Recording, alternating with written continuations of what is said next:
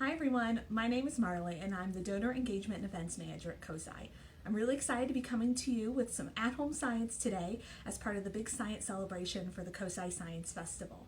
Now, I love baking. I bake for my coworkers and family all the time, and I've definitely been trying out some new things now that I've been home more.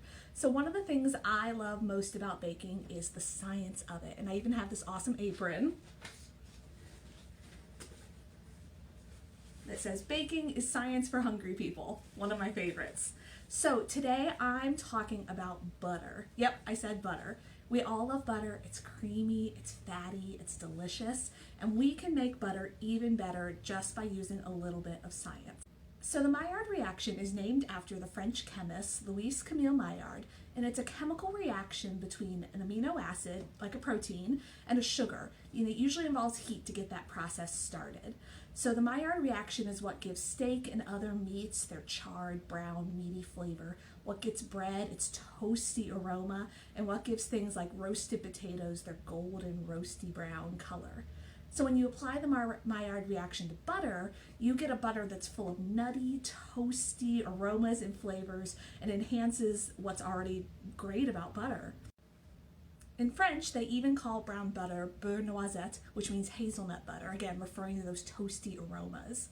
So butter, your average butter, contains about 80% fat, 15 to 18% water, and about 1 to 2% milk solids, which are proteins, and a teeny tiny bit of lactose, which is milk sugar, more or less.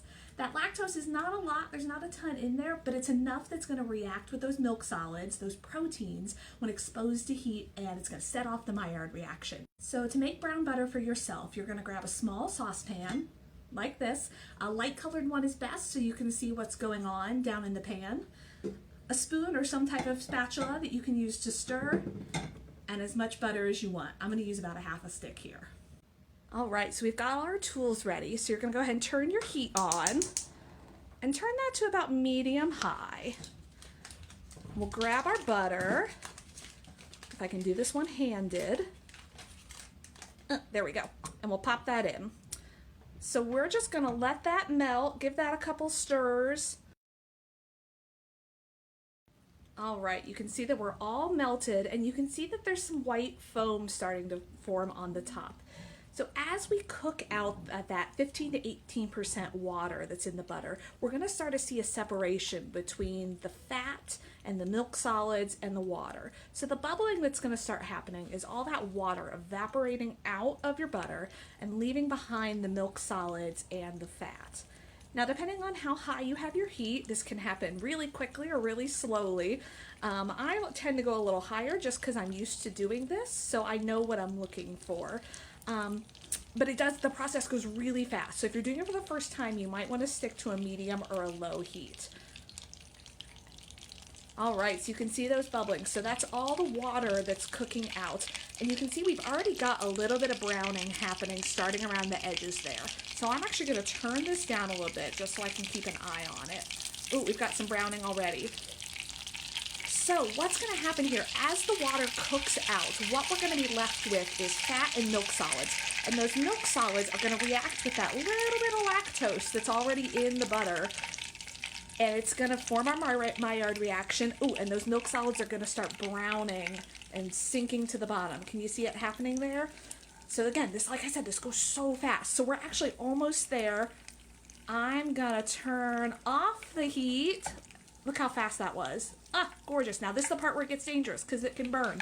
So pull that off the heat, move it to your counter. And it's as simple as that. You have beautiful brown butter. Oh, and I wish you could smell it. It's all toasty and nutty. The aromas are insane. And actually, you want to pull this out of the pot as well because it's keeping on cooking even as I'm talking. So I'm going to pull it out of the pot. Hang on.